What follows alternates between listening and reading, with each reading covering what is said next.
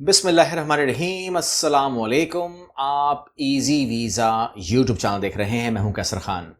आज जिस कंट्री की हम बात करने जा रहे हैं उसमें हम तमाम उनके दिए हुए तमाम ऑप्शन पे ज़रूर जाएंगे, लेकिन ये मैं आपको इन्फॉर्म कर दूं कि हम इस सेक्टर के ऊपर, इस कंट्री के ऊपर पहली वीडियो कर रहे हैं। पहली बार हम इस कंट्री को डिस्कस करेंगे, लेकिन इसका मतलब ये नहीं कि ये कंट्री को आप जानते नहीं हैं। पाकिस्तानी इस कंट्री को बहुत अच्छे तरीके से जानते हैं। इसका पासपोर्ट बहुत स्ट्रांग है, इसकी इकॉनमी बहुत स्ट्रांग है, इसके पास पैसा बहुत है, ठीक है। और इसका नाम जो है आपके पास जब पहली बार आया होगा गालिबन, या शोहरत की बुलंदियों पे पहुंचा होगा, तो वो पानामा लीक्स से आया होगा। क्योंकि पानामा लीक्स का मतलब ये था कि पाकिस्तानियों के बहुत सारे पैसे, ठीक है ना, आपको वहां पर नजर आए और वहां पर प्रूव हुए। लेकिन बहरहाल ये हमारी कोई सियासी गुफ्तगू तो है नहीं, हमें इस बात से कोई मतलब तो है नहीं। हम पानामा के ऊपर बात करेंगे, हम फ्रेंडली नेशन वीज़ा पे बात करेंगे, हम डिजिटल नोमैड पे बात करेंगे, क्वालिफाइड इन्वेस्टर वीज़ा पे बात करेंगे जिसको रेड कारपेट भी कहते हैं, और पेंशनाडो वीज़ा के बारे में बात करेंगे, और वर्क वीज़ा के बारे में बात करेंगे, कंपनी सेटअप के बारे में बात करेंगे। क्योंकि पानामा जो है इट्स अ गुड प्लेस, क्योंकि वहाँ पर अगर आपको पासपोर्ट मिल जाता है तो नथिंग लाइक इट। आप उसका क्या फ़ायदा उठाओगे, इसी वीडियो में बताऊंगा आपको, आपके इल्म में आ जाएगा। हम जो बात करेंगे उसके अंदर हम कोशिश करेंगे कि हम तमाम एस्पेक्ट्स कवर करें हर हवाले से। जैसे पाकिस्तानी जो है, अगर हम बात करें फ्रेंडली नेशंस वीज़ा के हवाले से, तो ये मोस्ट पॉपुलर है और इसको ज़्यादातर पानामा में बहुत शोहरत हासिल है। इसमें पाकिस्तान डायरेक्ट शामिल नहीं है। मतलब अगर आप बोलेंगे कि मैंने फ्रेंडली नेशन वीज़ा लिस्ट खोली, उसमें पाकिस्तान नहीं था, तो लिस्ट में नहीं है, मगर पाकिस्तानी आपको इस वीज़ा में मिल जाएंगे। इसका मतलब ये है कि आपको कंसिडरेशन करवानी है अपनी यहाँ पर, ठीक हो गया। पनामा में कंपनी या जॉब के हवाले से भी, बैंक अकाउंट के हवाले से भी, और क्लीन पुलिस रिकॉर्ड के हवाले से भी, और पासपोर्ट मिलने के हवाले से भी आपको ये वीज़ा सपोर्ट करता है, ठीक है। इसके अलावा अगर हम इसी कॉस्टिंग की बात करें तो समझ लीजिएगा तकरीबन ये 20 लाख 25 लाख के अंदर ये काम आपका हो जाता है। इसके बाद हम करेंगे बात, तो वो हम बात करेंगे डिजिटल नोमैड वीज़ा की। डिजिटल नोमैड वीज़ा एक ऐसा वीज़ा है जिसको आप फ्रीलांस वीज़ा भी कह सकते हैं, एक ऐसा वीज़ा कह सकते हैं इसको रिमोट वर्कर के लिए कह सकते हैं। अगर आपके पास कोई भी ऐसा जरिया है, या आप ऑनलाइन काम करते हैं, या आप फ्रीलांस काम करते हैं, या आप पाकिस्तान में बैठ के बाहर के लिए काम करते हैं, या ऐसा कुछ भी कर रहे हैं, तो उसको हम कहते हैं फ्रीलांस वर्कर है, रिमोट वर्कर है, अपना काम कर रहा है, बाहर के लिए काम कर रहा है, वगैरह वगैरह। तो उसके लिए आपको अपनी इनकम दिखानी है। अगर वो आपकी इनकम को स्टडी कर लेते हैं और ये समझते हैं कि ठीक है, this is good money for monthly spending in Panama and you can stay in Panama for a while, तो फिर आपको वो डिजिटल नोमैड वीज़ा ग्रांट कर सकते हैं। आपकी जो हेल्थ की रिक्वायरमेंट है वो अच्छी होनी चाहिए, आपको अपने डॉक्यूमेंट कंप्लीट करने हैं, आपका ऑनलाइन एप्लीकेशन जो है वो होगी, डॉक्यूमेंट सबमिशन होगी, आपका अप्रूवल आ गया तो आपको पनामा में एंट्री मिल जाएगी। इसके अंदर जो वीज़ा कॉस्ट होगी दैट वुड बी $300। आपको अगर वहां लॉयर करना है, जरूरी नहीं है, लेकिन अगर करना है तो यू हैव टू पे फॉर दैट। और अगर आपको टोटल एक्सपेंस मालूम करना है तो नथिंग लाइक इट, ये इतना महंगा नहीं है। आप पाकिस्तानी 8-10 लाख में पनामा पे इस पे पहुंच सकते हो, ये कोई मुश्किल बात नहीं है। इसके बाद हम आगे जाएंगे जी, क्वालिफाइड इन्वेस्टर वीज़ा, और इसको ये लोग कहते हैं, you can say red carpet visa. ये उन लोगों के लिए सिर्फ है जिन लोगों के पास पैसे हैं, ठीक है ना। अब ये सबके लिए नहीं है, ठीक है ना। तो वो किरदार जो कहते हैं मेरे पास पैसे होते, आपको बताऊंगा मैं, जो लोग जिनके पास पैसे नहीं है उसका ऑप्शन आने वाला है, मगर ये उन लोगों के लिए है जिनके पास पैसा है।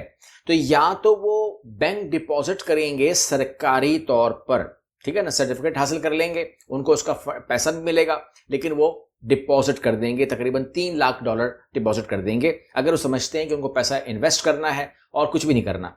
पाकिस्तानियों ने वहां पर इन्वेस्ट किया मगर वो बताया नहीं, ठीक है ना, गुमनामी थी, कुछ भी था, तो वो पनामा लीक्स में आ गया।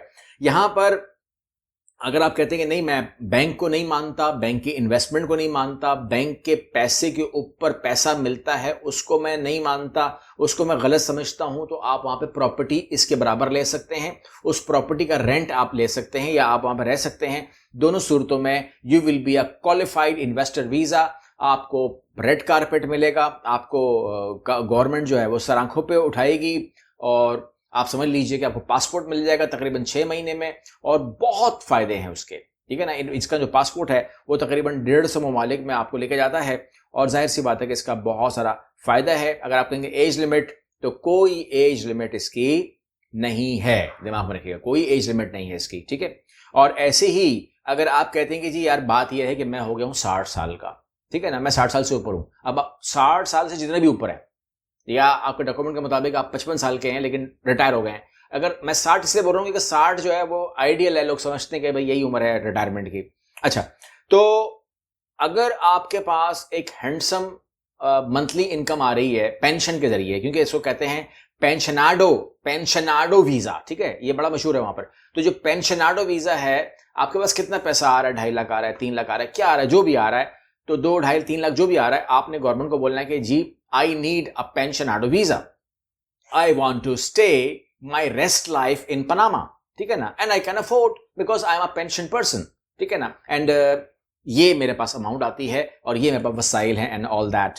तो ये तमाम अगर चीज़ें होती हैं, तो कुछ लोग कहते हैं कि जी मेरी पेंशन तो मेरी आती है फॉर एग्जांपल 1.5 लाख, 2 लाख या 1 लाख, तो फिर मैं क्या करूंगा। देखिए, उन्होंने ओवरऑल देखना है, मतलब if you are person of retire, तो आपके पास पेंशन आ रही है, आपके पास कोई प्रॉपर्टी है, रेंटल है, ये है वो है जो भी है, तो यू हैव टू प्रूव कि मैं इतनी सर्टन अमाउंट जो है जनरेट कर रहा होता हूँ and I want to spend my life in Panama, rest life, तो वो आपको कंसिडर कर सकते हैं और इसके ऊपर भी आपको अच्छा खासा बेनिफिट जो गवर्नमेंट देती है वो मिलेगा। इस पर इतना खर्चा है ही नहीं, ये टोटल कॉस्ट जो लिखी हुई है इन्होंने बहुत कम लिख दी है, क्योंकि ये लोग तो कह रहे हैं कि बहुत कम है, लेकिन मैं मानता हूं कि तकरीबन ये 8 लाख 9 लाख के करीब करीब होनी चाहिए जो खर्चा आता है। अगर आप रिटायर हो गए हैं, रिटायर का प्रूफ है, तो ये आपके लिए है।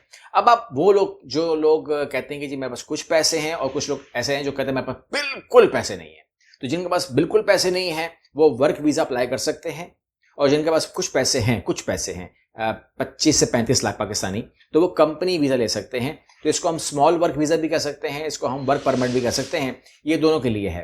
पनामा में कंपनी आप ओपन कर सकते हैं, लोकल हायरिंग कंप्लाइंस है, कंपनी रजिस्टर करनी होगी जिन लोगों ने कंपनी खोलनी है, वर्क परमिट अप्लाई करना होगा जिन लोगों ने वर्क परमिट अप्लाई करना है।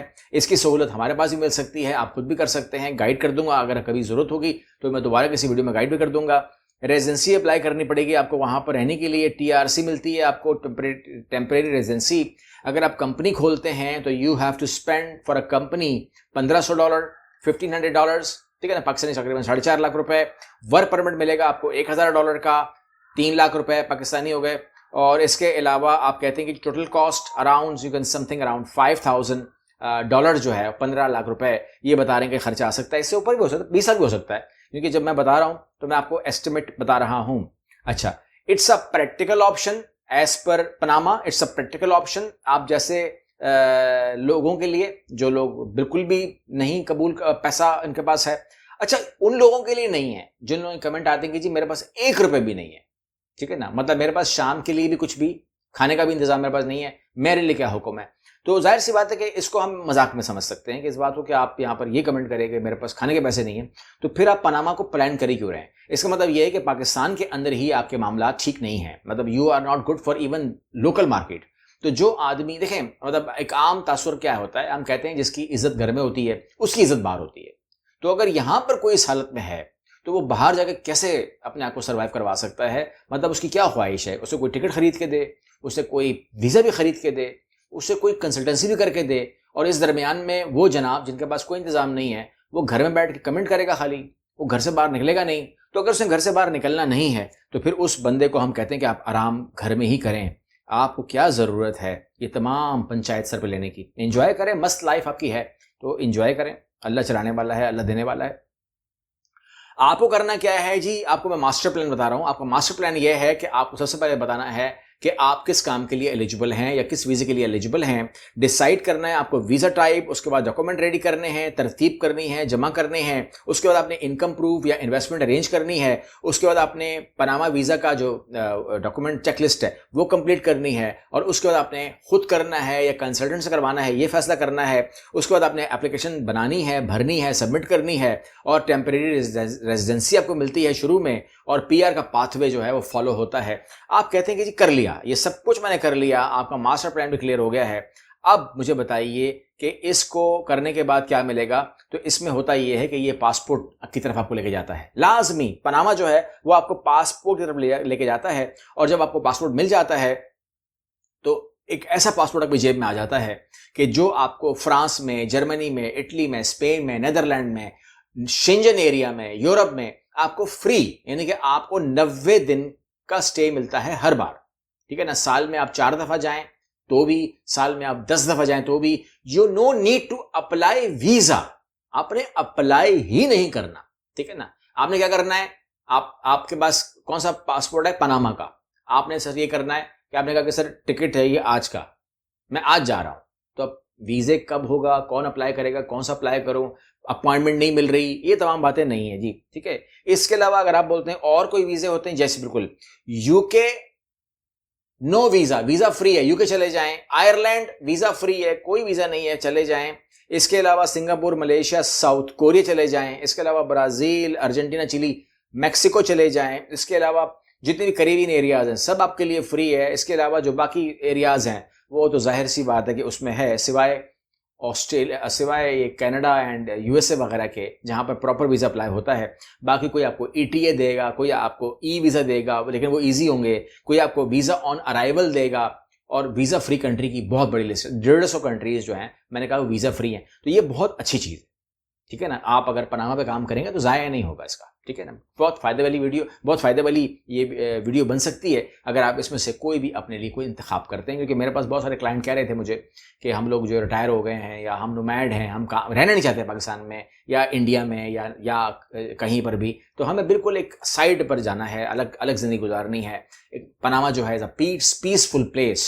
आप उसको नॉर्मली सुनते नहीं हैं, सियासत में सुनते नहीं हैं आप उसको, किसी मसले मसाइल में, ना वो पार्टी है ना वो सालिस है, अपनी ज़िंदगी गुजारे, मस्त मौज मस्ती है, ज़िंदगी अच्छी है वहाँ पर। तो नॉट बैड आइडिया अगर आप पनामा को टारगेट करते हैं। अगली वीडियो मिलते हैं। अल्लाह हाफ़िज़।